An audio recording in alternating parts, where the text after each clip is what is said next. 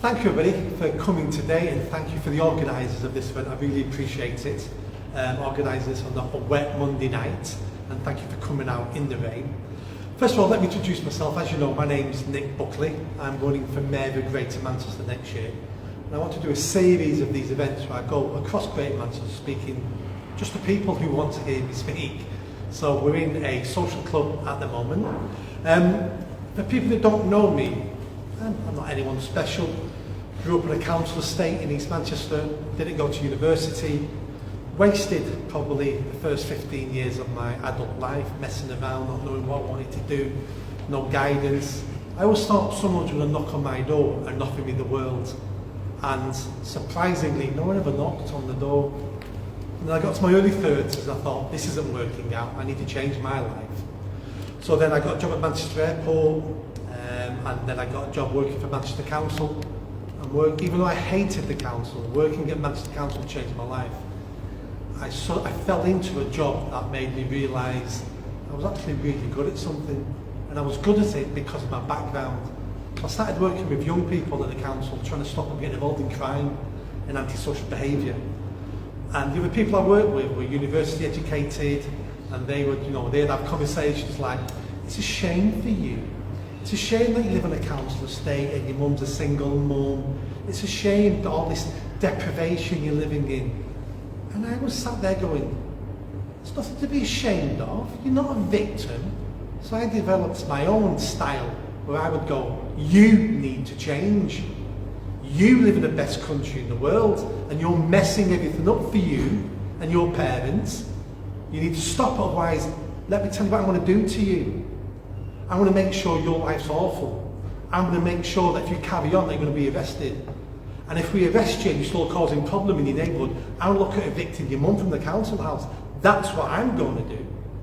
And you see these young people start changing and understanding that their actions have consequences.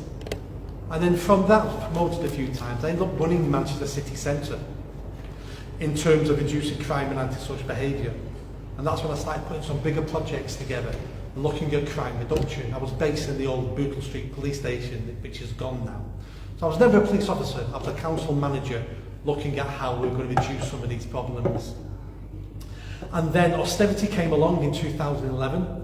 My team was made redundant and I took redundancy, and I set a charity up to carry on that work, working with young people on the streets to make sure they stop ruining their own lives and stop ruining the quality of life of people who lived in those neighbourhoods.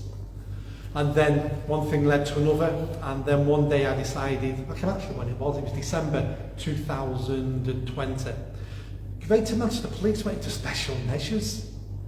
And I'm sat watching TV thinking, I used to train police officers in how to engage young people and community engagement. And now Greater Manchester Police is in special measures because they're failing. The second force ever to fail in the UK. And I thought, this isn't good enough. What's going on in my country, in my city? And then obviously I didn't do that well 3 years ago, but then I decided I was going to run again this time. And this time, instead of having 8 weeks of a campaign, I'm going to give myself a year. So I've took a year off work and I'm working on this full time. Hence why I'm here today, because I need to speak to people who live in Greater Manchester to make sure I'm saying and delivering what you want me to deliver. I also want feedback about what problems I should be looking at and what are some of the answers, because I'll be honest with you, I've not got all the answers for Greater Manchester. I've definitely got the answers for crime reduction and how we end knife crime and how we can stop your house being burgled. I've got those answers. I've had those answers for 20 years. But there's lots of things I don't know. There's lots of things where I need the community and other people telling me how we solve some of our problems. So today's not about me giving you lectures, because you've heard all this before. You've had people study before who'll tell you they're going to solve all your problems. I'm a politician, believe me. I'm not like the rest of them. You've heard all this before. And let's be honest, they're either incompetent or they're lying to you. So I don't want to insult you by doing that today. So let's go out and let's ask some questions. Ask me the tough questions. If I don't know the answer, I'll tell you. So do you have anybody who's got any questions for me today? Hi Nick. Our Labour Council and Police and Crime Commissioner has been requested to reopen Up Lake Police Station. However, their voices have always been silent or a quiet no. As Mayor, would you be pushing to actually have local police stations opened? And I'm not just talking about front desks, I'm actually talking about cells, suites like that. Will you be pushing for that? Truthful answers, I don't know. I want to look at the data for that. So they started closing police stations when I was still based in a police station. And part of the reason was life changed in the UK. We're all online, we're all doing things differently. And is there a need for as many police stations as we used to have? Now, I would say there probably isn't a need to have as many as we have, but there's still a need for police stations. I was interviewing someone the other day on my podcast, a gentleman called Billy, and he runs an organisation working with survivors of the grooming gangs and sexual abuse. And he'd been working with someone for 3 months and finally got him to agree to go to a police station to report what happened to them a decade ago. And that took a long time for that person to get to that stage.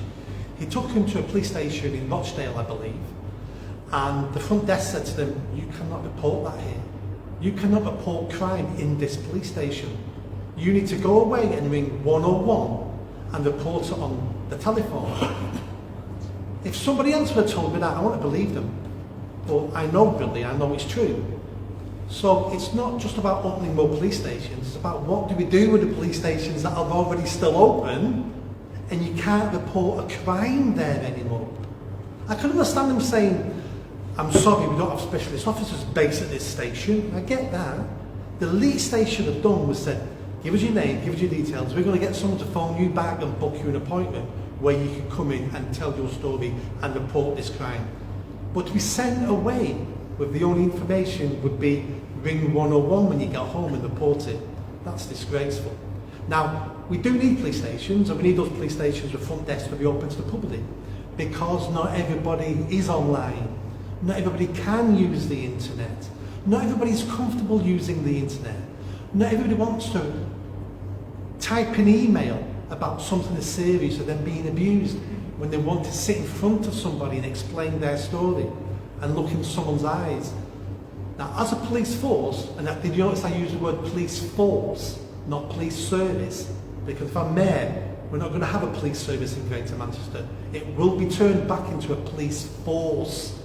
Criminals will be afraid of the police, and for that, I offer no apologies. So a police force will be looking at all those sorts of crimes and will be making sure they're a force. And they'll be taking crimes at front desks. Because what's a front desk for? Now, do we open any more police stations? I don't know. I need to look at the budget. And if opening a police station is the equivalent of 100 officers, well, I'm sure that community would rather have 100 officers on the beat in that area than a police station. So the answer is I don't know. But we need to start consulting the people, because these decisions were made with no consultation. Like I said, I worked at Manchester Council. I've been involved in dozens of consultations, and let me tell you how they work in the public sector. The public sector make a decision, cost it all out, are ready to roll with that decision, and then say, oh, we need to tick this box that says public consultation. Let's go out to public consultation, and then we're going to do exactly what we want to do anyway. That's a public consultation for our public services paid for by the taxpayer. A consultation is a tick in the box exercise, because I was involved in dozens of them for Manchester Council. Thanks, Nick. Any other questions? Yes, I've got a question. Thanks, Nick. Speak up. Certainly, if you can hear me. My question is, I appreciate everything that you've said, and I totally agree it should be a police force. Now, the way that these officers now, they're getting to the top, going to be the chief commanders, whatever they're called, they've all got this tinge of wokeness in them. Now, if you become mayor, what choice of the ranking officers would be positive enough to take that lead and have the bottle to carry it out? Or would you be prepared, or do you know of any retired officers that you could bring in for the job? So in any organisation, you do what you're being paid to do. You do what your bosses tell you to do. So it's all about culture in Greater Manchester Police. So on day one, I'll be setting the tone for Greater Manchester Police. And what does that mean? That means on day one, I'll be officially disbanding the LGBT police group in Greater Manchester. I'll be disbanding the black police officers group in Greater Manchester Police. That doesn't mean those groups still can't run. Officers can still run those groups in their own time, and they'll have no special privilege in contacting senior management of the police. They can run in the groups they want. It's a free country, and I'll make sure it stays a free country. But they do not get privileged treatment about their issues, because there's only one group in the police, and they're called the blue group. They're called the police officer group, and they're the people I'll be listening to. So that's day one. That's how I set the stage. Then we have to look at the recruitment process. The promotion process in Greater Manchester Police. To be promoted in the police, you've got to sit at an interview and come up with an amazing idea. And that idea is usually around wokeness. How are you going to engage this minority group? How are you going to do this? So when you're being asked those questions, you come up with an answer that those people want to hear. So the more woke you are, the better chance you are being promoted. So it's a self-fulfilling prophecy. Of course, the more woke you are, you go up the chain of command. And then you start looking for more woke people, because it's all self-fulfilling. So I will look at the the promotion process at Greater Manchester Police, where we will stop that in the tracks. I'll also be looking at the very top senior level at Greater Manchester Police. And I'll be working with the Chief Constable, and I'll be saying, who in your top level is incompetent? Who in your top level is there because they tick a box, because they're a woman, because of this, because of that, because they're gay? Who don't you want there? Let's sack them. Let's sack them. And do you know what? They may take us to court on fair dismissal. Absolutely fine. Take us to court. We'll have it all out in court, and they may win. And we may have to pay them off. But do you know what? It's taxpayers' money. We're having to pay for them now. Losing one or two cases, or maybe we win those cases in court, will send a shockwave through Greater Manchester Police that those days have gone, that you will be sacked for incompetence, that we're not having this anymore, because you work for the taxpayer, you work for the people of Greater Manchester, and they deserve better, and they demand better. So those days will gone. And if the Chief Constable doesn't like it, as the Mayor, the only person I can literally fire on my own is the Chief Constable. And if he doesn't play ball, he'll be gone. And we'll get another Chief Constable. And if he or she doesn't play ball, they'll be gone. And a year later, if the new one doesn't play ball, they'll be gone. And eventually I'll come across a Chief Constable who goes, everything you're doing there is spot on. And this is the way I want to run a police force. And I've had to keep my mouth shut for 2 decades working at another police force because of all this. I'm glad I'm here because I want to implement the vision you've got, because that's the vision I've had for 20, 30 years, Nick. I will find the right Chief Constable, if the one at the moment. I'll be honest, at the moment he seems to be doing a good job. But with my support, if he's on board, he'll do an exceptional job.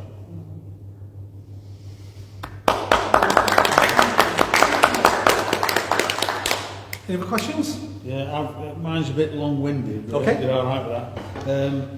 I'm an integral member, or founding member, of Rethink GM. And we're the people that took Andy Burnham to task on his CAS. You're the people who stopped Andy Burnham implementing the CAS. Yeah, we stopped him Yes. there. Right, okay. What he did, he got something from the government to say he'd been taken to court by Planet Earth. Yep. Client Earth. And they had to farm this clean air type zone. Yep. Yeah, okay. But he was told only to do it in the city centre, which is reverted back to now, and under no circumstances should it be a charging zone. But he took it upon himself to do it for 493 square miles. So the whole lot. And after that, there was 3 councils that shouldn't have even been near it, which he talked them into it, which was Wigan, Rochdale and Oldham, or Bury, one of them. Yeah. Yeah. I haven't got it all written down somewhere, and you're quite welcome to have all of that. Now, what he then went on to do was to try to create that, and we got some finances together and we took him to court and used, well, we didn't take him to court, we sent him legal letters. And we had MPs helping us to do all that. But this is the crux of it all, that the total cost to the tax and ratepayers of Greater Manchester was nearly £500 million. Make sure you get that, not million, billion. Billion with a B. Yeah. There was 256 million, which they got from the Clean Air implementation costs. Now, whether that has to be paid back to the government, whether it's a loan or whatever, I'm not quite sure. But on top of that, there's 176 million of operational and maintenance costs to run the scheme, which is to collect the fines, to put the, maintain the cameras, the whole lot. It's all that is part of this 176 million. And these are ongoing. These are contracts that were signed by companies that we'll not name at this moment, but all I'll say is that Mr. Burnham stated he had, what's the word? He had a financial interest, basically, pecuniary interest. Yep. And he didn't declare what it was, but he doesn't have to do. And a pecuniary interest is, well, you may make financial gains through whatever, and it's got to be accounted for in dollars. That's the thing for me. But he went through all that, declared his pecuniary interest. Now I've got copies of all this, but you see these ongoing 176 million. How do you propose to end that? Because I'm sure they're contracts that are signed, sealed, delivered, and there'll be penalty clauses. I don't expect you to say, I will chop them off here. Yeah, exactly. Do you have a plan for that? Do I have our money? It's our money. No. Every penny you talked about then is our money. Yeah. Even the Clean Air Zone money from London that came here, that was still taxpayers' money. Yeah. That wasn't Boris Johnson's money. It was our money, taxpayers' money. So regarding the contracts, so I'm not a contract law solicitor, lawyer. You can't just rip up contracts, because in this country we go by the rule of law, and if you've signed a legally binding contract, the people who come after you still have to obey that. But what I will do and promise to do is I'll open the books on this. Yeah. I will let people see what was signed, what those contracts are, how much money was wasted, who was responsible. That's the least I can do, is open the books and say, this is what your elected officials did and never told you. These are the contracts. Maybe these contracts might not even have get-out clauses, in which case the project's not going to run now, but we still might owe people 5 years' money for signing the contracts. And if that's the case, then people need to be held accountable for that, for wasting taxpayers' money, for the incompetence of that. So what I'm going to do once, if elected, the answer is, the first thing is I need to get some good lawyers and solicitors around me to say we need to look at this, and who's responsible, and how do we minimise the cost to the taxpayer. Now, what do we do with the cameras? What do we do with the infrastructure that's already there? My initial response will be, fantastic, we'll keep them.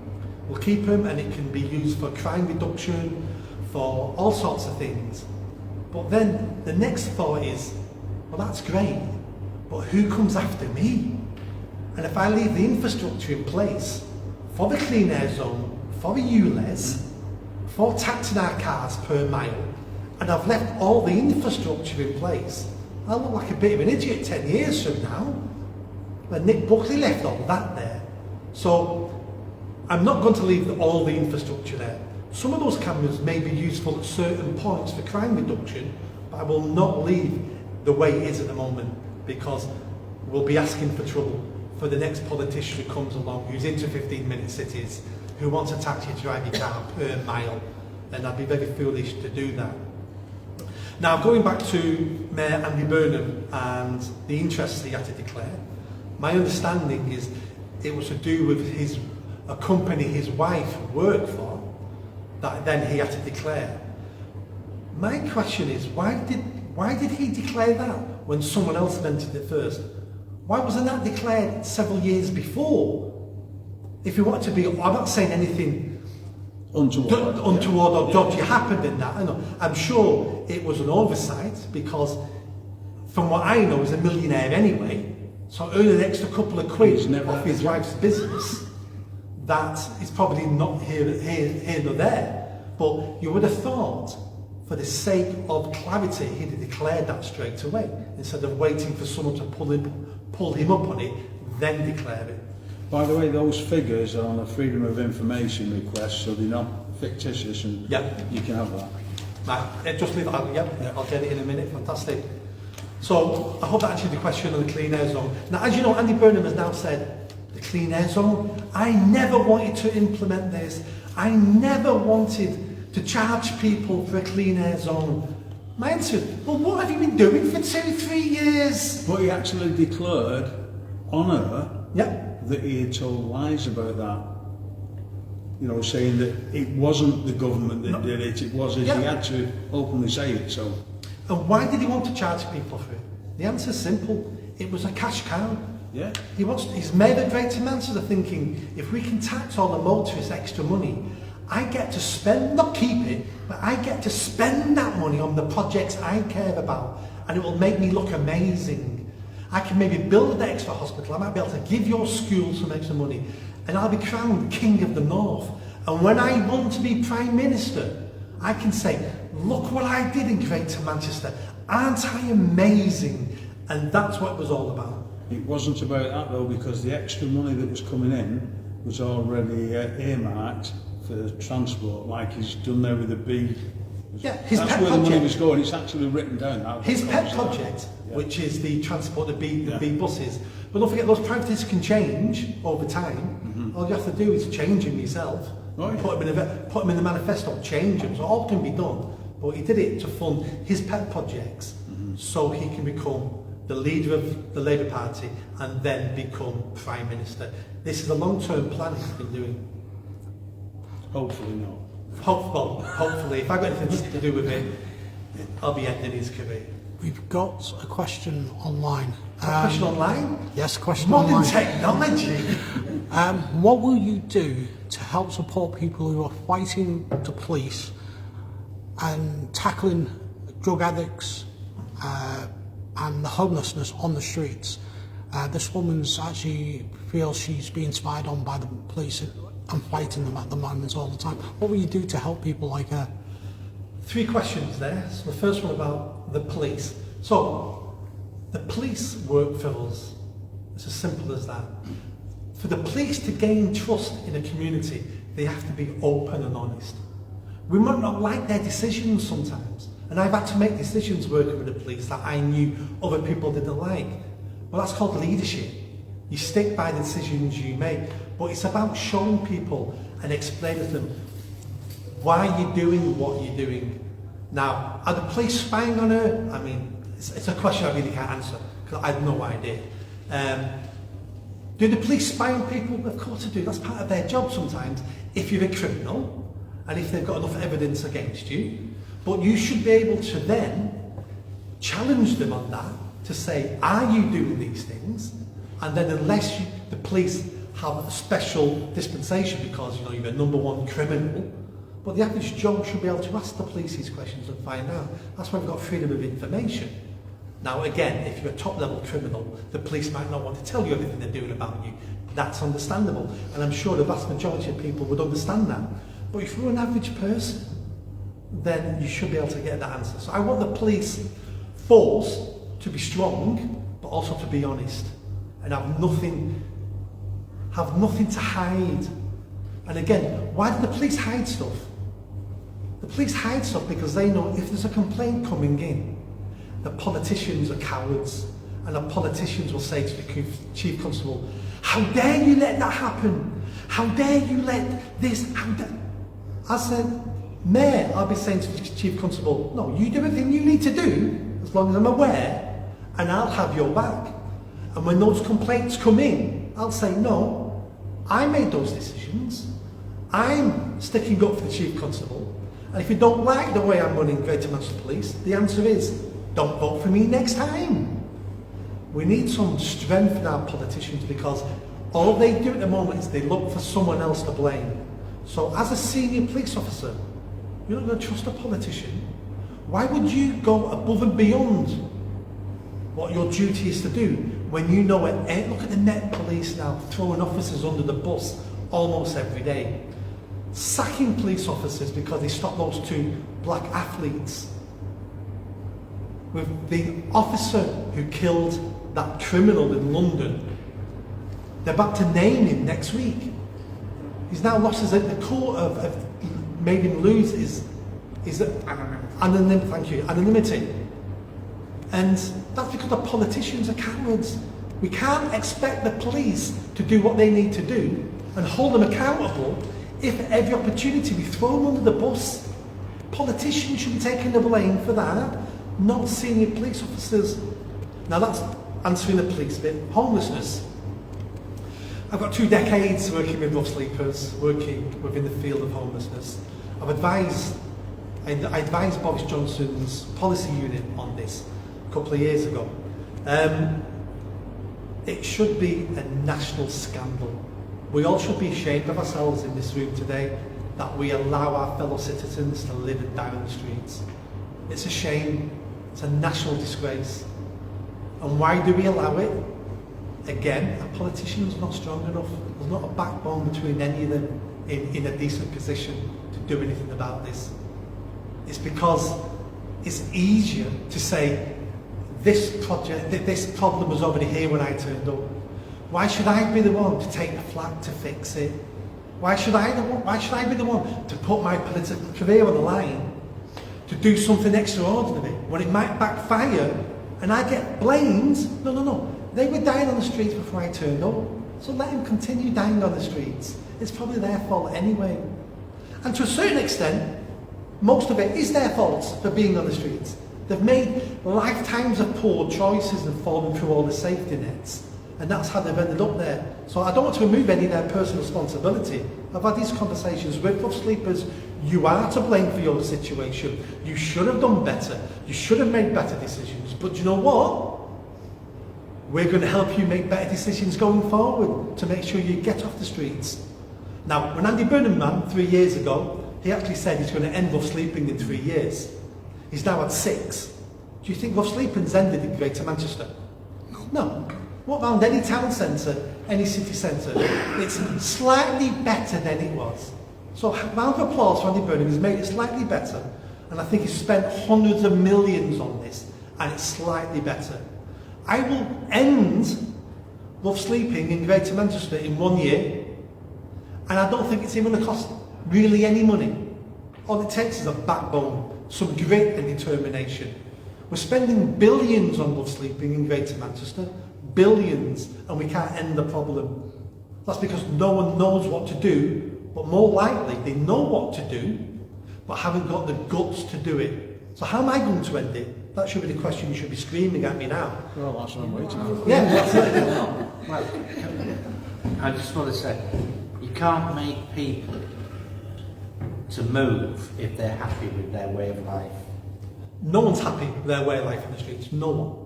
They are. They're not. You look at, you're going out base here. Yeah.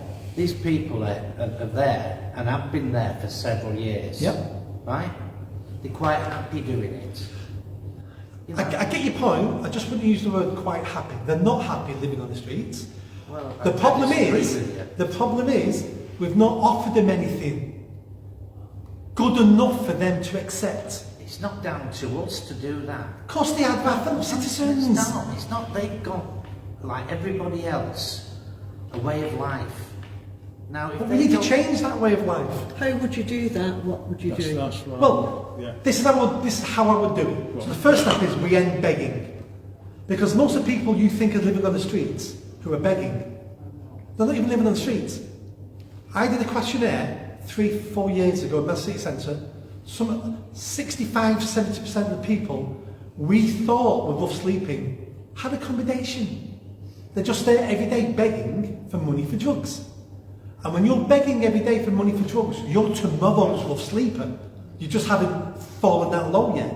So let's stop the conveyor belt of rough sleepers by turning off the conveyor belt and stopping the begging trade. So how will I stop the begging trade? So it's done by the police. So So it'll be a priority for the police for the first year. You will not be able to sit down outside any shop, anywhere in Greater Manchester without being moved on. And you'll be moved on every day, you'll be moved on several days a week. And then, after a nice little soft period of being moved on, you then will be searched, you then will be arrested. Not arrested to be locked up, but arrested because that'll take you 12 hours then off the streets, your drugs will be confiscated. We're not taking you to court, we're not fining you, that's a waste of resources. We'll inconvenience you. But at that point, there'll be a very small percentage of people. And why would it be a small percentage of people? Because you won't make any money in Greater Manchester begging anymore. When I used to run Manchester City Centre, we had no beggars 2 decades ago in Manchester City Centre. No beggars. Why? Because people didn't come to the city centre because you couldn't earn any money. Because the second you sat down, you were hassled. You were moved on. So why go? That's how we end begging. So once we've ended begging, that will stop the influx of people from all over the UK coming to Greater Manchester to beg. Because believe me, a lot of the people begging are not even from Greater Manchester. They're from all over the UK because we're seen as a soft touch. We've got so many services and so much help and support. People come here now to be rough sleepers. I've met them, I've spoken to them. You've got a Newcastle accent, why are you here? Oh, well, I saw it online, I saw it on social media, this is the place now to come to be homeless. It's got a great street scene, loads of money, loads of services, cheap drugs. That's what people were telling me 3 years ago on the streets in Greater Manchester. So let's end begging. Where's Then we the need to get police people... going to come from? Pardon? Where are the police going to come from to do it? We have What the you're police. going to Lee, if you see one policeman in Lee on a Saturday, you're lucky. That's because their priorities are what their priorities are. And their priorities at the moment is to make sure you don't say hurty words on Facebook. That's the police's priority at the moment. The police's priority at the moment is to make sure we have thousands of people marching through the city centre shouting terrorist slogans. That's a police priority. All those priorities change under me. So we do have police. We need, I want more police, but we do have the police. It's about resources. So going back to, I will create a whole chain of hostels. So I'll be looking at disused warehouses across Greater Manchester. We probably only need half a dozen. We'll hire those unused warehouses. We'll buy a load of garden sheds. Those garden sheds will be individual living pods. They'll be in there. We'll move people off the street that day, not come to see us in 2 weeks' time and fill out an application and we'll assess you. No. That day you'll be moved into a 1-bed accommodation garden shed which will have security. Any issue, any excuse people say why they won't take it. A good one is, I've got a dog and your hostels don't take dogs, so I can't take your accommodation. All my hostels will take dogs, we'll have kennels. I'm a drug user. I'm going to have to inject heroin tonight. You won't let me in your hostel because I'm a drug user, I've got needles. You will in my hostel. It'll still be illegal to take drugs and have drugs. And if we see you with drugs, you'll be arrested. But if we don't see you taking drugs, take drugs at our hostel. That's step one. Let's get him off the streets on day one. We'll overcome the drug taking, we'll overcome everything once we've got them settled in the bed, they've had sleep, they're working with the drug workers, we can move on. Why don't we do this now? The answer's easy, cowardice. Because if that person ODs in a council hostel today, the council go, we're getting negative press about this. We're in a Daily Mail that someone's OD'd in our hostel. So therefore, none of our hostels will take people who take drugs. And it's like saying A&E won't take anybody who's ill. Well, what's the service for? And as mayor, I'll say, I take full responsibility of those hostels. The councils aren't to blame, the police aren't to blame. I'm to blame for mayor if someone ODs in our hostel, because I'll take that. And the reason why I'll take it is because it's the right thing to do. One person OD'd, well, do you know what? He probably would have died on the streets anyway and OD'd. At least he died in a bed today. He didn't die in an entry, lined with rats and excrement. And then you need to look at all the people we do help who don't OD. So because I'm not a career politician, I'm not trying to run for mayor again. I don't want to be Prime Minister. I'm quite happy doing what needs to be done. I'm quite happy doing the heavy lifting today so other people who come after me can have an easier job improving Greater Manchester. Now, the third part of that question was about drug use. Now, what do we do about drug use? Again, complicated. As mayor, there's probably limited what I can do as mayor because I can't change drug laws. There's lots of things I can't do as the mayor of Greater Manchester. I can try to improve the drug services. I can try to make those services have a better customer service approach. Because at the moment, most of our public services have the standard response, which is, this is what we do, this is what we can offer you, take it or leave it. Can you imagine British Gas saying that to you? Can you imagine going in Aldi and saying, I'd like to buy some bread, and they go, we have one type of bread, take it or leave it. You'd go to Asda, you'd go somewhere else. Why are our public services so determined to only have one offer, one choice with no customer service? I was working with a council outreach team for homelessness once, and we were at 5 in the morning walking round a town centre to see if people, before they woke up, did they want help. And this council officer, worker, his approach was, wake up. Do you want help? No, okay. And I was like, if you woke me up like that, I wouldn't want your help either. Now, if that's the amount of customer service we're giving people with drug addictions and other problems, no wonder these services are failing. I'm not saying that's just down to that, but that's one thing I can improve in Greater Manchester, is how the services react to the problems, how the service deliver their services. That I can improve and will improve. And I'll do that not because I run those services, because the mayor doesn't, but I can improve them by shame. I can improve them, and all our public services, I'll shame them into improving. Because I can do weekly, fortnightly, monthly updates and do videos where, do you know what? This service is failing these ways. And as mayor, this isn't good enough. The people who run those services then will improve them, because none of these senior managers want to be shamed. It's their career I'm ruining. It's their pension I'm affecting. They all start changing then when they've got skin in the game. And my job will make sure all these senior civil servants have skin in the game. That's how I will try to improve some of those. Another question? Yeah, sort of relates to what you've just been talking about.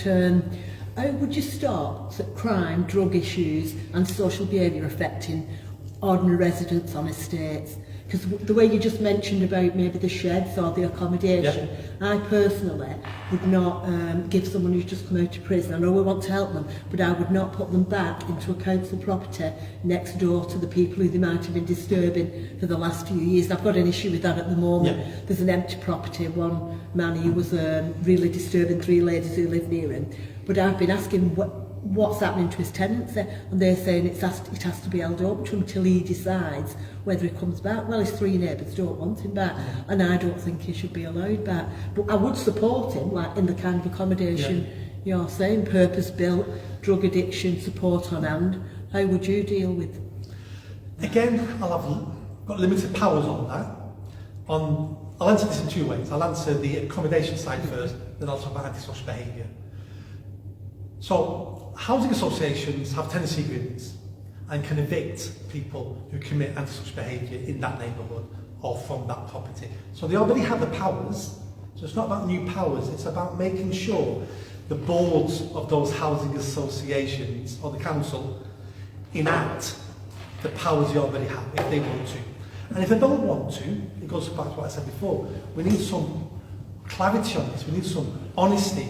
They need to be saying to the residents of the area, we're not evicting this person for these reasons, and then those residents can hold them to account. At the moment, it's all in the shadows, it's all cloak and dagger, we never know what they're going to do. Now, I don't want to be evicting people unnecessarily, because that creates more problems for the individual. It's all about stabilising an individual and trying to stop them offending and causing problems. Now, sometimes it gets so much that what we need to prioritise is a respite for that community. So the quality of life in neighbourhoods and residents should always take priority over an individual who's causing those problems. Your right as a criminal should not supersede the right of all those law-abiding citizens on your street So sometimes we need to evict people just for respite for the residents. It also sends out a good signal to the rest of the community. We're not going to put up with this behaviour.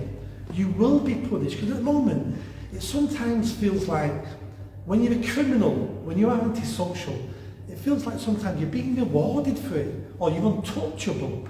And that, how is that educating the next generation of kids to behave themselves? Well, do you remember what happened to Billy? They couldn't even kick him out of the house. He's still sends out the wrong message. Now, a lot of addiction, same with sleeping as well, a lot of addiction comes from self-medicating the pain away. That's why they're addicted to narcotics, alcohol. They've suffered some trauma in their life, and as a council, as a society, we've not helped them overcome that trauma. So they start self-medicating, first with cannabis, heroin, and that's why they end up in such a state. To get them over that, they need help and support. But many of these people just need a role in life. They live in a void. They wake up, they want drugs, they take drugs, they think about more drugs, they go to sleep thinking about drugs, they want more drugs tomorrow. Their whole life is consumed by addiction.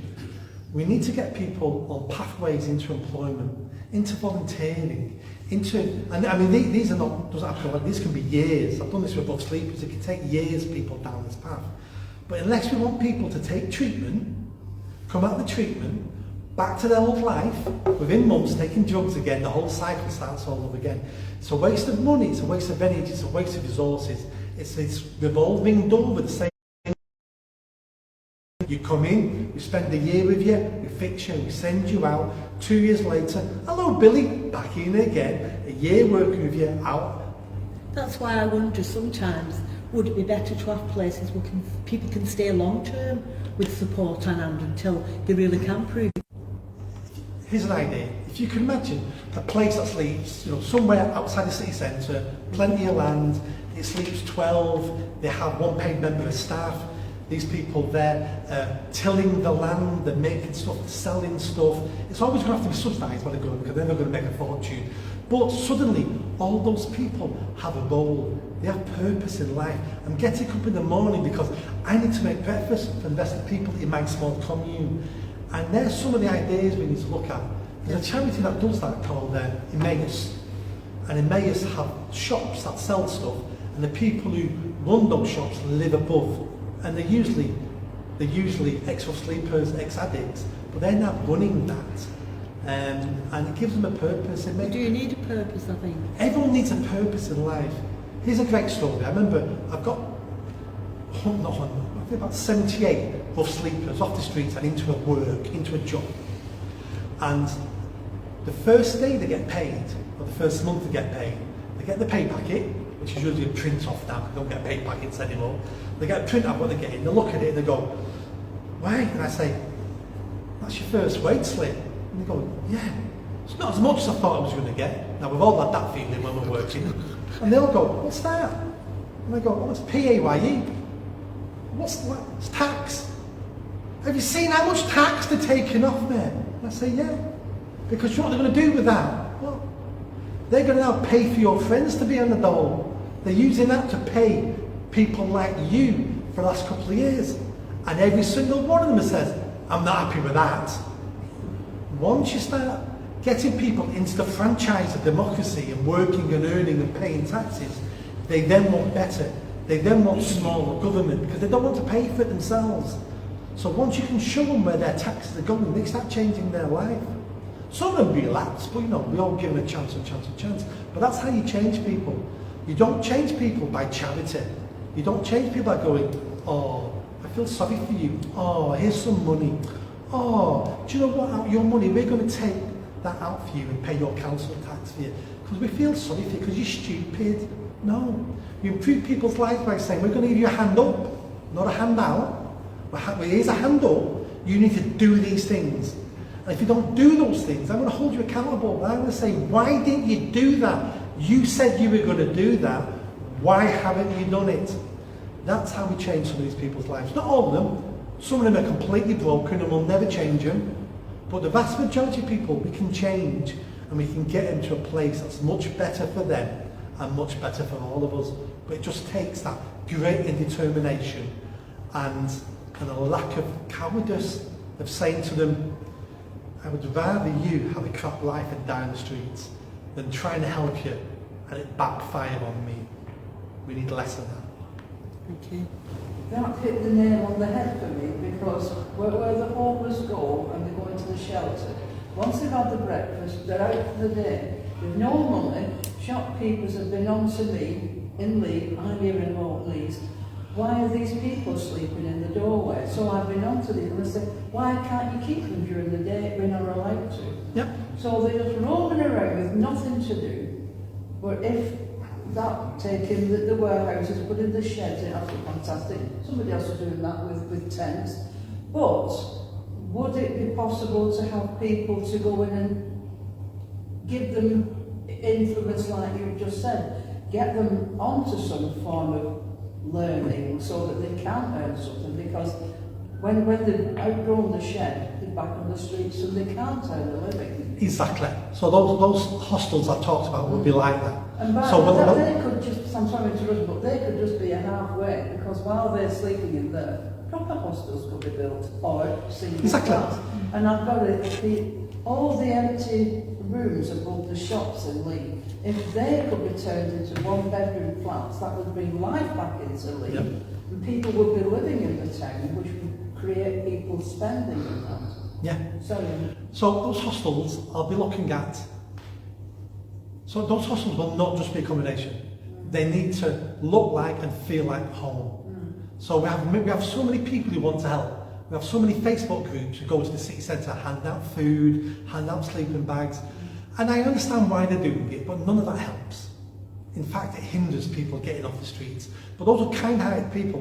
Why don't we have them going to these hostels, doing arts and crafts sessions, doing music sessions, doing CV writing, job interview techniques, whatever these people want, having music nights or TV nights and handing out popcorn, making them feel like they belong. Learning to read and write, because a lot of people, Yes. in my opinion, who fall through is because they've not been to school, not stayed at school for one reason. Yep. Perhaps they've got to stay at home because they've got parents who are ill, and they've not had a chance to learn. I agree. So throwing people out every morning doesn't work.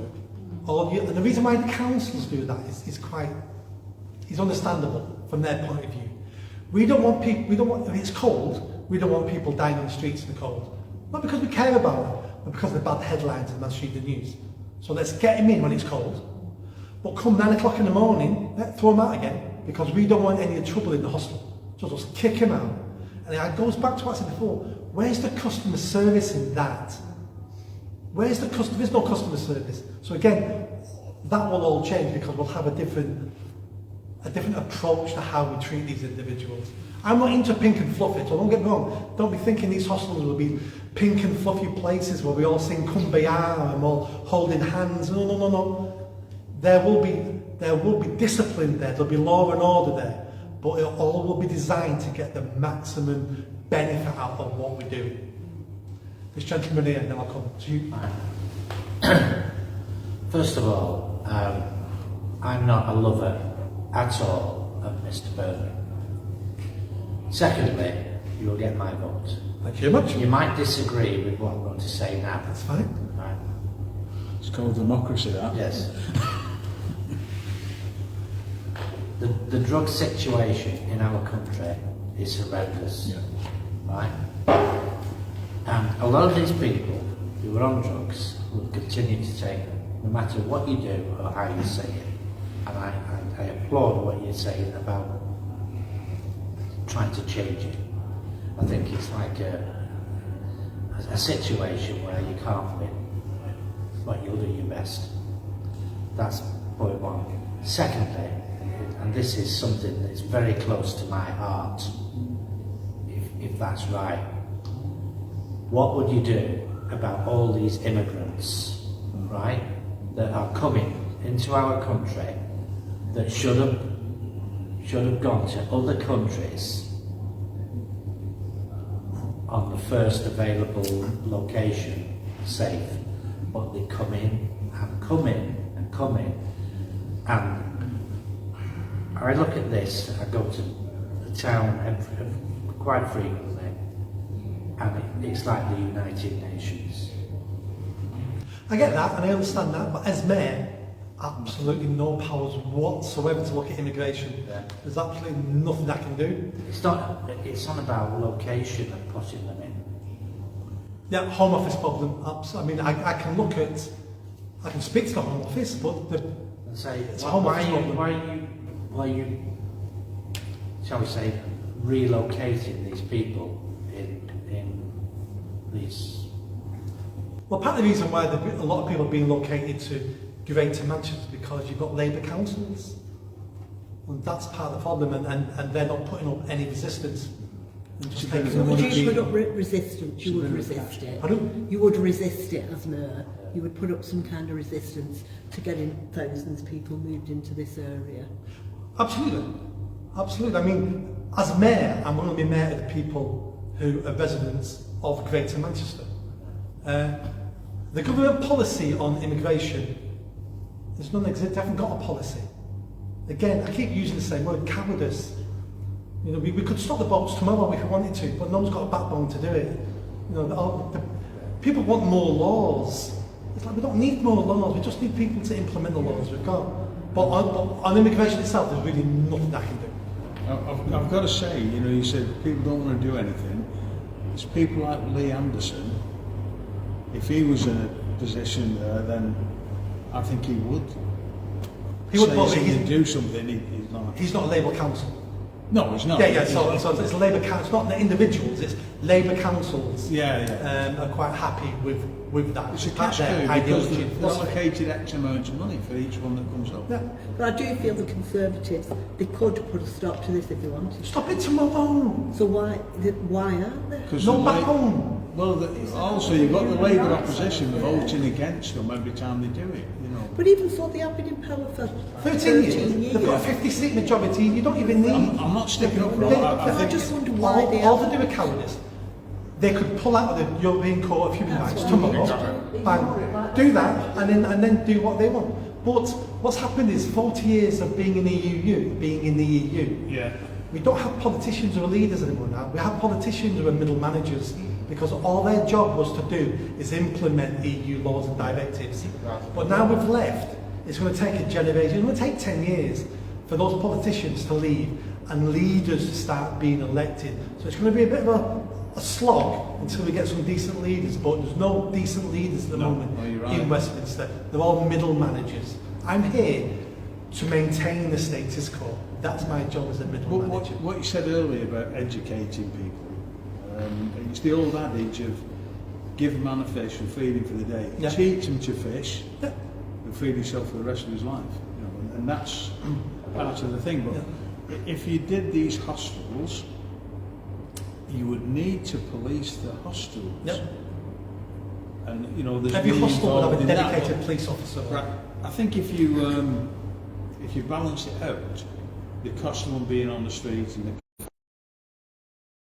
it probably works out cheaper to look after them. And it's a I don't cost, know, I don't know the figures. It's the benefit to the way of life of other people, residents. You're taking away all that stress. The average of sleeper costs something like the taxpayer 30 grand a year. Right. When you add up services, a beggar's leg in the NHS is £1,300,000. The high risk and they go back on the street. So if we can save a beggar losing his leg, we've just saved the NHS £250,000. These are the cost savings. So spending some money at the beginning saves money going forward that then we can spend. That's what I was trying to going get forward. at. Yeah, I it's knew like- there Day after day after day after day after day. Now, will that change? Well, that's because the services don't work. If you, imagine this, you're running a drug service. Do you really want to solve the drug problem? You're on 150 grand a year as a CEO. You've got a pension, you wouldn't believe how amazing it is. Do you really want to solve drug addiction? Your whole job depends on drug addicts. So, We keep buff sleeping. Why we're not solving these problems is because all the incentives are set up the wrong way. Then that's the only thing I can do is I don't run no services, but I can shine a light on many things. I wish you well. I Well, really and do. that's all I can do is shine a light. This gentleman. You going back to the homeless people. I've been homeless myself. And one of the problems is it's not getting them off the street. Well, while that's commendable, that's great, it's actually giving them a skill. Now, luckily for me, I was an employed homeless person. I worked on as a greenskeeper. However, a lot of people do not have the skill. As said before, they've dropped out of education, they've had other issues, they've had a bad life sometimes. What would you do to provide a service which gives rust sleepers or people coming into these hostels an actual way to get skills that are important to modern day life? Great if you get some sparkies, some plumbers, bricklayers, that type of thing. But what would you actually provide for modern life as well? For modern life, I would say nothing. So not sparkies, none of that, that's not going to happen. I agree with your skills, but those skills we need to develop in those individuals will be things like turning up on time, working hard, not having cannabis breaks. They're the skills we need to be teaching these individuals to begin with. Then we move into employment. Do you know how many vacancies we've got for unskilled jobs across the country in Greater Manchester? Tens of thousands of job vacancies. There's no issue getting jobs in this country. Again, why do I think we have 100,000 immigrants trying to get in the country every year? They all get jobs if they want jobs. Getting jobs is not the problem. It's retaining those jobs because they haven't got the skills or the work ethic. It's never been bred into them as children grow and go. That's the first thing we need to do. And I've got first-hand experience on this. I had a project that linked in with about 12 construction companies in the city centre, and we were getting rough sleepers jobs on construction sites as labourers. So you didn't need any particular skills, but the skills we had to give them was turning up on time, doing a day's job, doing as you're told. So many people were getting in trouble for, don't tell me what to do. I'm your supervisor, that's my job, is to tell you what to do. And it's that communication skills, they're the sort of skills we need to be looking at, not aiming for trade skills, that comes years and years and years later. Any other questions? One I've got one. Greater Manchester Spatial Framework, or Places for Everybody. Do you support it? Yes or no? If you don't, what alternative would you offer? Places for Everybody, see, that is all one of those pink and fluffy, sounds nice. What we're going to do is sing Kumbaya, we'll have neighbourhoods and we'll have this and the sun's going to shine, and it's all nonsense. It's all nonsense. Now, if you're talking about accommodation and building houses, it's obvious we need more houses, we need more accommodation. I agree with a lady in the back who was saying all the shops with accommodation above, and what are we doing about that? We need to be looking at improving and making it easier planning permission so we can turn former retail properties into domestic properties. We need to be looking at brownfield sites, and everyone says it's more expensive building on brownfield sites. We know that, but let's incentivise house builders to do it. Let's incentivise the people who buy those houses by saying, brownfield site, you're going to pay more for your house because it's a brownfield site, but you know what, as a council, you're going to get 50% reduction in your council tax bill for 10 years. We need to start thinking outside the box, and I do believe we need communities and neighbourhoods where people actually want to live. And we need to get away from this transient lifestyle we're developing in some neighbourhoods, where no one knows the neighbours, not because you don't want to, but because they're changing every 8 weeks, and we don't know anybody. Now that's not good for the neighbourhood, and it's not good for growing up there. There's lots of things we can do, but creating a framework around all this and the government's change, for me it's window dressing. It's just window dressing. At present, Spend a lot on window dressing. At present, obviously, Maureen will know more about this because she lives closer to it. We've got the galleries being ripped down in Wigan, which would have been ideal for what you propose. However, it's going ahead. There's not much we can do about it now. Now, there is proposals in Moseley Common to build 1,100 houses on greenbelt land. Can you commit to banning greenbelt development outright? See, as mayor, I can't ban not building on greenbelt. These are council decisions, and the other organisation, England Homes as an input in it. But again, I can have an input. I can shine a light on these things. I can represent the people in those areas and say the people here don't want that. But there's also a balance to be had as well. Not necessarily for the green field site, because I am automatically against that. But we do need to have a serious conversation in our region about where are the extra homes going to come from. Now that's what we need to have a conversation about. There's answers for that. We've talked about some of it, retail, properties, thinking outside the box. How about we have an aim to not stop, that's the wrong word. How do we have an aim of supporting families to stay together? So at the moment we have a family, mum, dad, 2 kids. They split up. We now need 2 houses. We now need 2 3-bedroom houses because the kids want to stay at mum and dad's equally. So suddenly, 1 house, we need 2 houses. That will reduce the demand on properties. There's lots of things we can do if we're willing to think outside the box and we're willing to tackle some of our social problems and if we're willing to be attacked. How dare you say a married couple raising children is the best way to raise children? Well, do you know what it is? And every report that's ever been written states exactly the same. So why don't we put in place social norms and government norms that allow people to stay together and support people to stay together instead of splitting up, which then puts unnecessary pressure on our housing stock. These are some of the ideas we need to be looking at. Would you put in an application for more housing, social housing, because there's lots and lots, hundreds of new builds, but they're not social housing, and there's so many families who just cannot afford a home. 14,000 on the waiting list in Wigan. We need more social housing. Now, what the government plays a trick on you with this. What they say is, we're building this new estate and 25% of affordable rent. Do you know how they work out affordable rent? It's something like 80% of the rent in the area.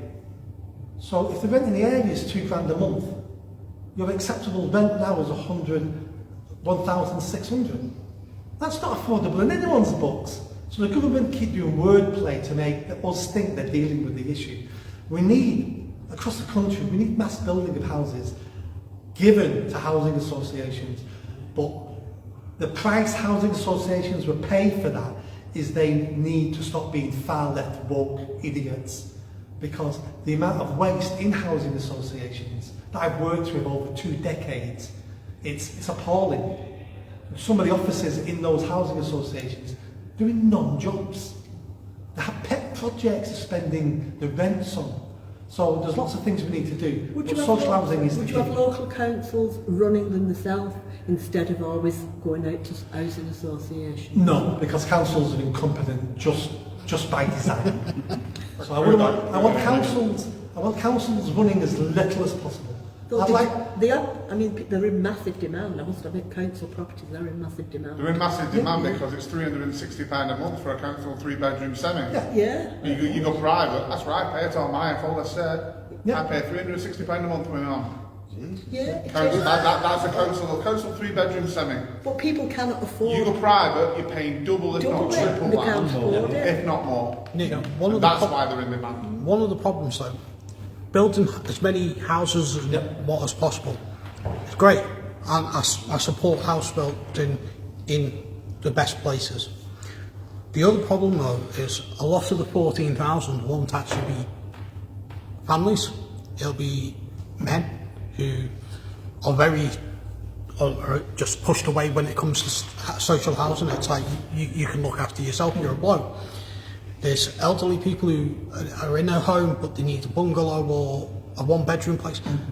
Would you support actually villages? I say villages, but the Dutch do it quite well. They do little community villages where people are, you know who's running shop, you know who's running the little library or whatnot. Would you support those type of buildings as well? I would, but the question is who funds them? Well, if it's social housing. Yeah. I think the government should fund them, because if you can afford 8 million to put people in hotels, the money, which they are doing with the immigrants, the money's there. Whatever they say, the money is there. I think to round up the conversation on accommodation and housing, and it goes for many topics we discussed, what we need is a national conversation. We need a regional conversation in Greater Manchester about what do people want, what are people willing to pay for, what do people expect, because I'll tell you now, you can't have it all. You can't have it all. So as a region, we need a conversation where we start making decisions where these are our priorities for Greater Manchester. And they're the sort of conversations I want to initiate in Greater Manchester. So I know that I'm implementing and working on the things that the vast majority of people prioritise, because I can't do everything. There's not enough money for everything. There's not enough hours in a day. But we need to prioritise the biggest things in Greater Manchester that the people who live here want prioritising. So a lot of councils, they waste money. They waste it on vanity projects instead of the basics. I would say go back to basics. People need houses, schools. Yep. They don't need another massive new shopping centre that then they knock down 10 years later because nobody's shopping. yeah, That was up 30 years, that. 30 Yeah, it was shocking that. It was shocking. Where's- There was nothing wrong with the where's galleries. the money? Never was. It was structurally sound. It actually And they looked ripped it nice down as for well. nothing. It was It did. much nicer than All this. councils are incompetent. I worked for one for 10 years. I've got stories that wouldn't surprise you, but will make you laugh. Some of the waste I was involved in, some of the incompetence, buying stuff that didn't work, we weren't allowed to return it. I've got so many stories. I want the councils doing less and less and less. The council should have a core set of priorities. Refuge collection is one of them. And some other stuff, that sort of things we need council to do. Everything else I'd like to see council stop doing, because the poverty is always politicised because they're run by councillors. And the amount of times I had councillors saying to me, Nick, antisocial behaviour looks really bad in my area and I'm up for election in next year. What can you do? And I'd say, there's nothing I can do. Is there anything you can do that makes it look like we're doing something? Yeah, I can do that easily. All right, spend your budget just making it look like you're doing something.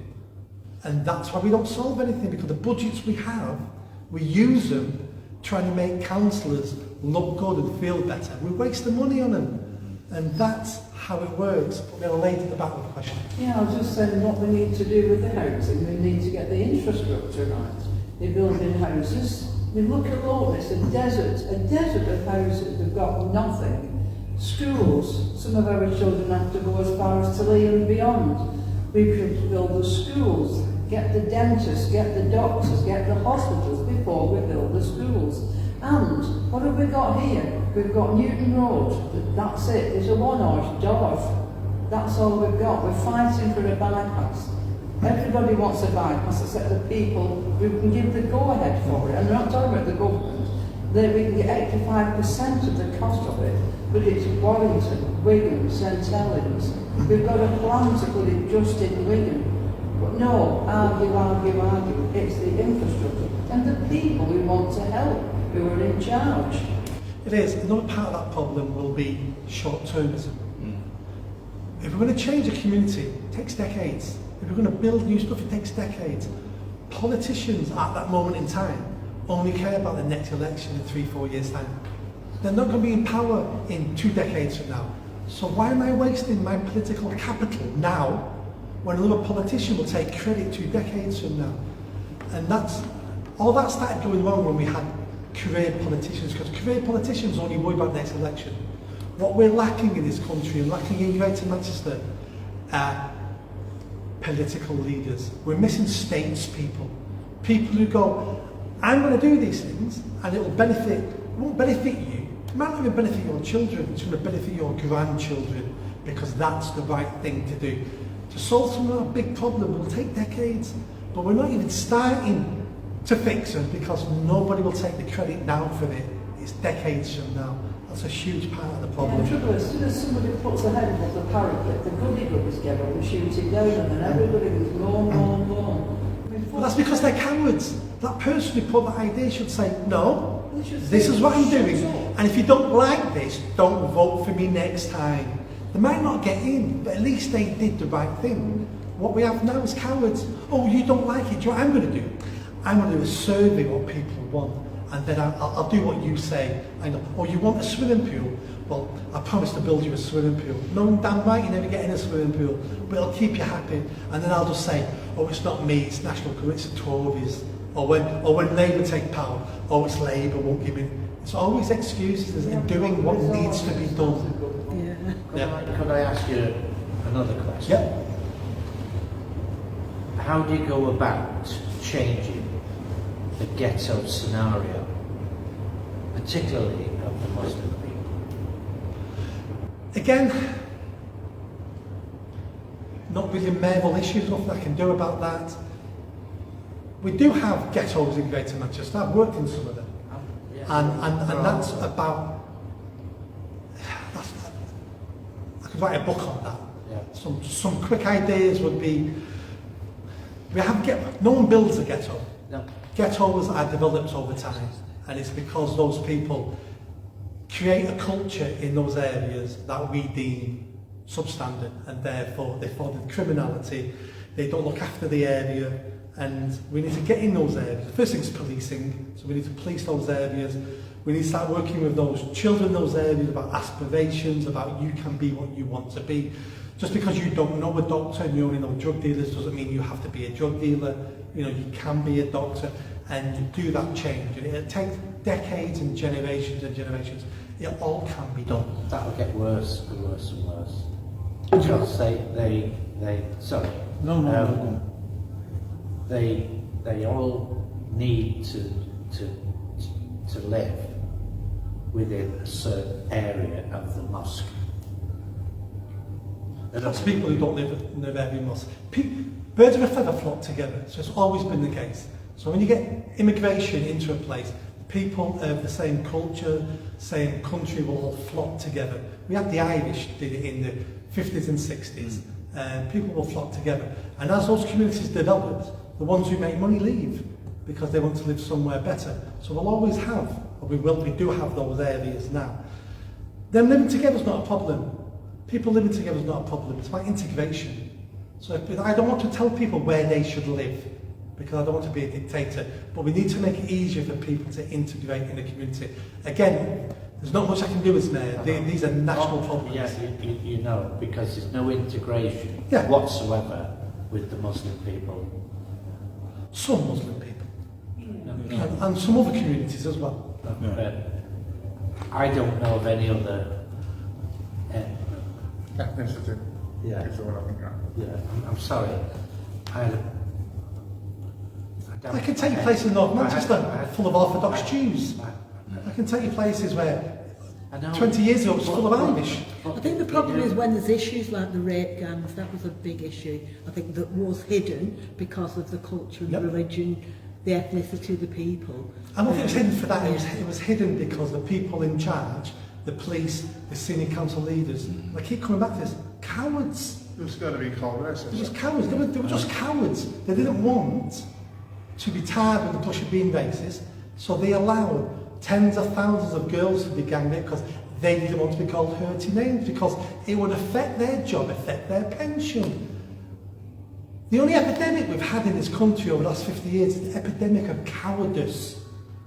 And it's permeated every organisation, every layer of bureaucracy. We're a nation of cowards. But they're ruled by fear. The cowards, but they'll shut you Fear, up if abuse you and say intimidation. anything. That's, They don't want that's you to because say. they're not scared of you. Because what can you do? You can't call them hurty words.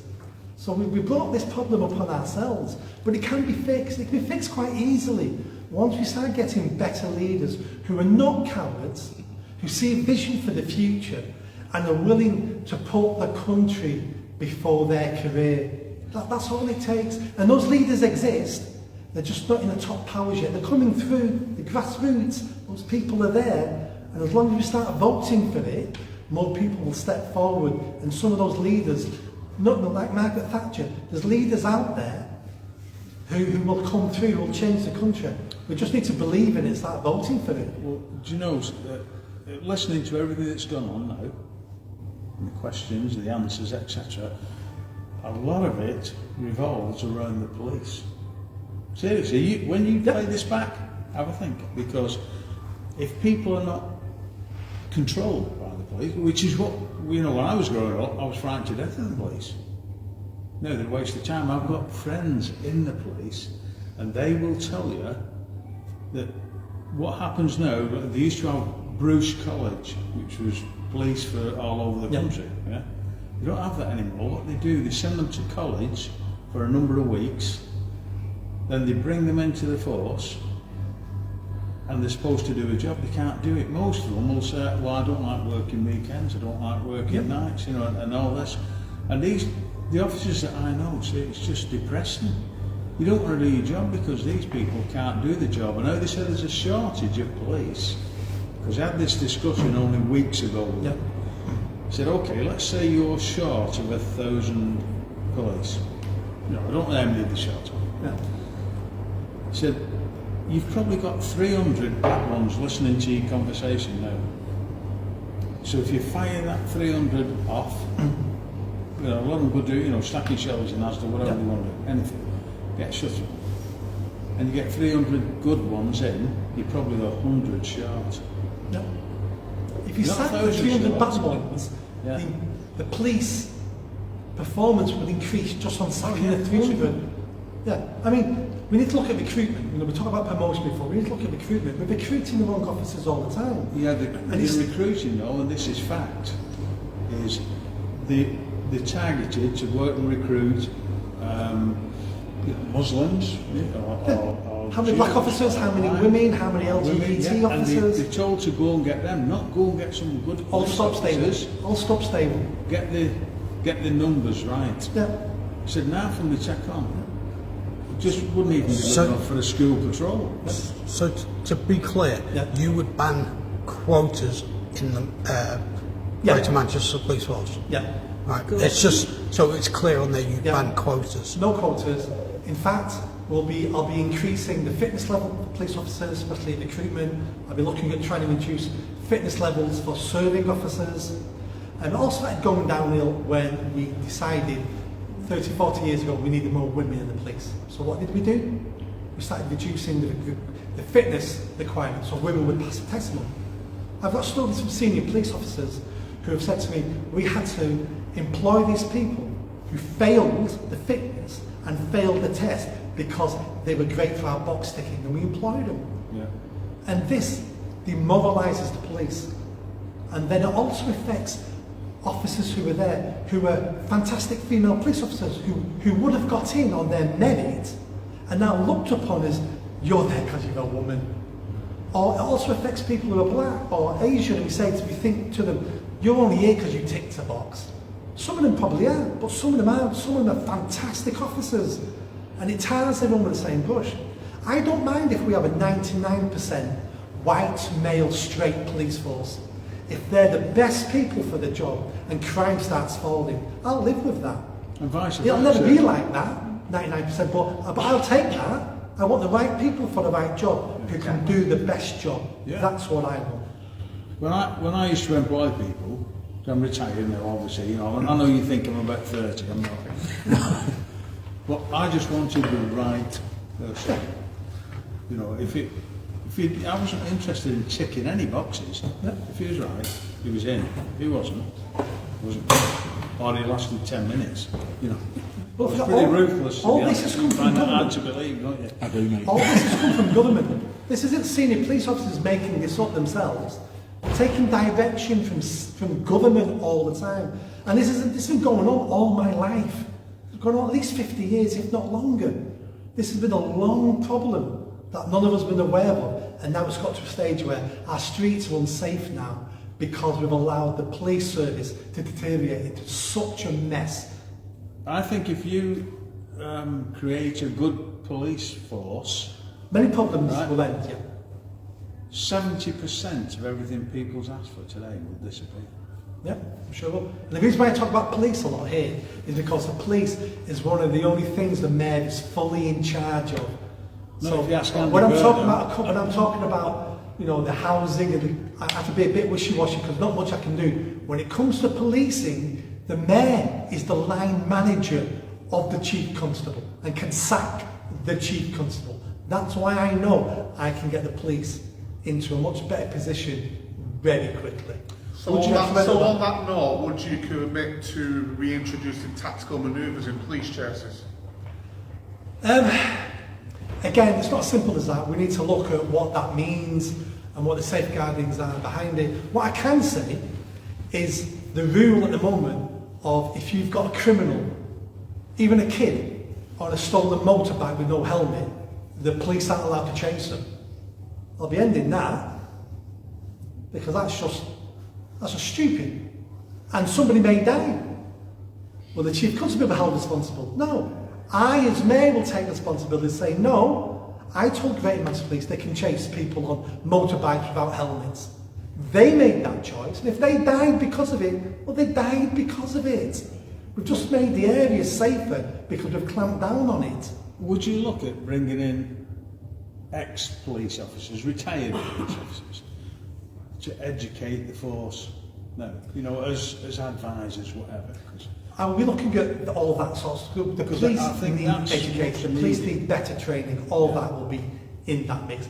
Exactly how we do it, I'm not 100% sure, but all that needs to do. We can't go on the way we've been going. No.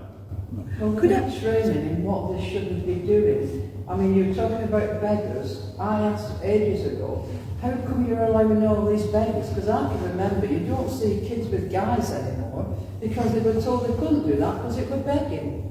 Because it's not practical, it's because the senior police have told the police officers, we don't care. And they've been told that by the politicians, we don't care about beggars. All goes up to the politicians run the police.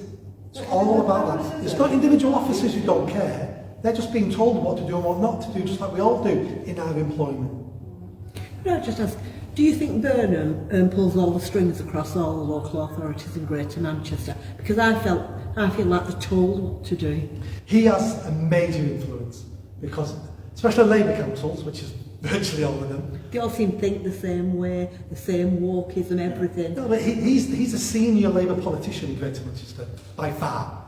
And I'd actually say he's probably one of the senior politicians in the Labour Party, hence why he wants to go back to Westminster, because he wants to be Prime Minister. And any politician, any Labour politician, any councillor in Greater Manchester Labour Council is looking at Andy Burnham as a future Prime Minister.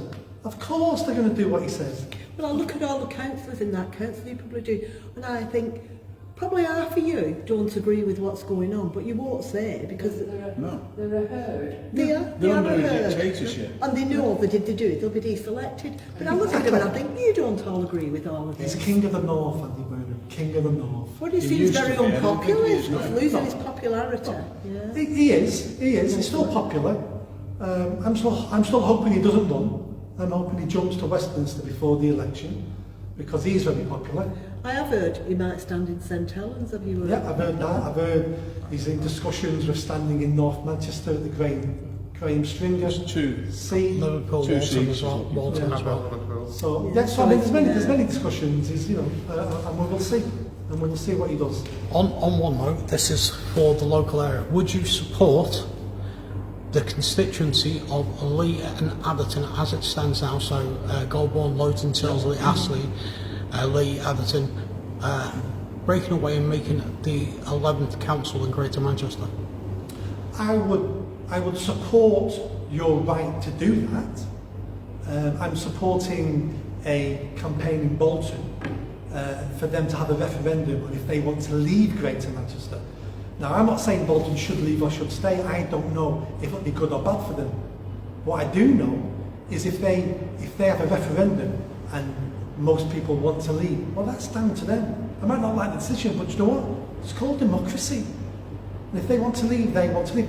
If your area wants to leave the area of Wigan Council and create your own, if you can put a referendum together, you get enough signatures, I will endorse a referendum, and let's see what the people say. But all has to be about what the people want. I'm tired of governments and politicians telling people what's good for them. Sometimes they may be right, and sometimes you may make a mistake, but I'd rather you make the mistake and live with the consequences than the government make the mistake and you have to live with their consequences. I'm all for people power. Right, I think that's fantastic. Thank you everybody for coming. I hope I answered your questions. I hope I did my best. I haven't lied about anything. I've tried to be as direct as I possibly could. I've admitted when it's not in the Mayor's powers, and I've admitted when I need more information on that, because that's all I can do is tell you from the heart what I Truth is intend to better do. than waffle. Absolutely, absolutely. Thank you.